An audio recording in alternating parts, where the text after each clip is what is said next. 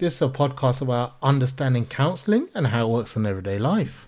In this episode, we'll explore why some situations feel emotionally heavier than others, even when they appear similar on the surface.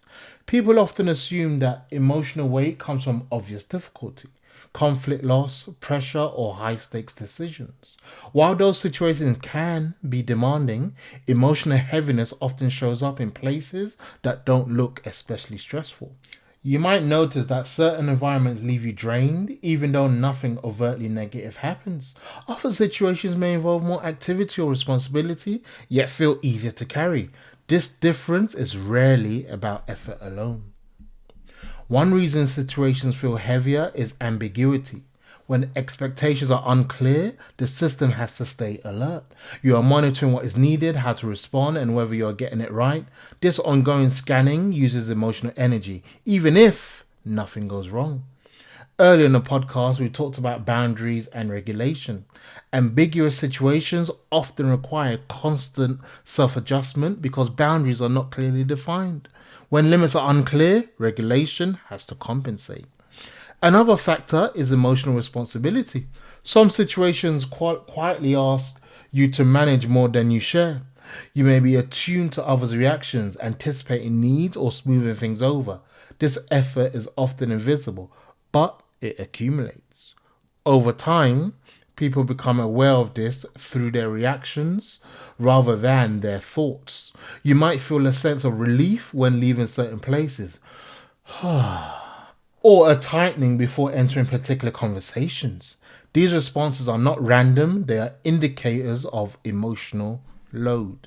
Heaviness can also come from situations where expression feels constrained, when you cannot speak freely, show uncertainty, or respond honestly. Energy is spent on containment. Holding things in place takes effort, even when nothing is said. This helps explain why some people feel more tired after being polite than after being busy. The work is internal rather than visible. This system is maintaining control rather than engaging openly. Importantly, emotional heaviness is not a sign that something is wrong with you. It reflects the demands of the situation. When people repeatedly judge themselves for feeling drained, they often miss what the situation is asking of them.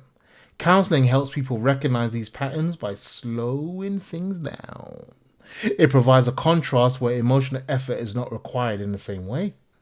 This contrast makes everyday heaviness more noticeable and easier to understand. Over time, people begin to distinguish between situations that are genuinely demanding and those that are emotionally costly because of how they are structured. That distinction matters. It changes how energy is managed. When emotional heaviness is recognized early, it can be responded to more thoughtfully.